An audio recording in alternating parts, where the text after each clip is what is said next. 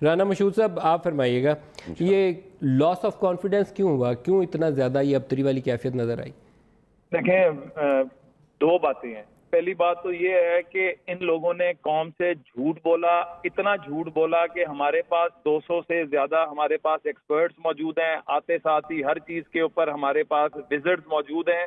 تو پہلے تو ان کو اس جھوٹ پر قوم سے معافی مانگنی چاہیے، اور دوسرا، مہذب معاشروں میں یہ ہر جگہ بات کرتا ہوں اور بار بار کرتا ہوں کہ وہ اپوزیشن جو یہ کہے کہ جس کو اقتدار مل جائے اور وہ اقتدار میں آ کے کہے ہمیں تو پتہ ہی نہیں تھے کہ یہ حالات تھے، تو اگر یہ کہیں اور جگہ پر بات کرتے ان کو جوتے مار مار کے فارغ کر دیا جاتا ہے کہ کس طرح کی اپوزیشن تھی جس کو پتہ ہی نہیں تھے کہ حالات کیا ہیں۔ اور دوسری بات ہے کہ کانفیڈنس کیوں شیک ہوا، یہ کبھی ہم آئی ایم ایف کے پاس جا رہے ہیں، کبھی ہم نہیں جا رہے، کبھی ہمیں ادھر سے پیسہ مل گیا، قوم کو خوشخبری مل گئی، یہ چلتے رہے ہیں جھوٹے نعروں کی بنیاد پر۔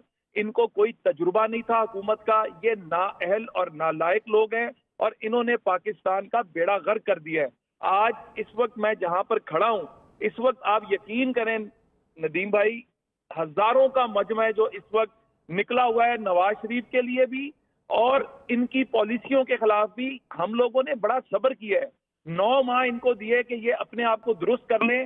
ہم ان کی طرح 3 ماہ بعد سڑکوں پہ نہیں آئے، لیکن آج ہمارے ورکر نے ہمیں مجبور کر دیا ہے کہ نکل کر باہر آئیں۔ پاکستان کی عوام نے ہمیں مجبور کر دیا ہے کہ اب ان کی بس ہو گئی ہے، غریب آدمی کا گزارا مشکل ہو گیا ہے، روٹی گھر کی چلنا مشکل ہو چکی ہے۔ رمضان آج پہلا روزہ ہے، جہاں پر لوگوں نے رمضان بازار میں کھڑے ہو کے بدعائیں دی ہیں، یہاں پر لوگوں کو ملا کچھ نہیں، یہاں پر ریٹ آسمان کو چھو رہے ہیں اور ایڈمنسٹریشن نام کی چیز کوئی نہیں ہے۔ ٹوٹل فیلئر آف گورنمنٹ دیکھنے میں آ رہا ہے یہاں پر۔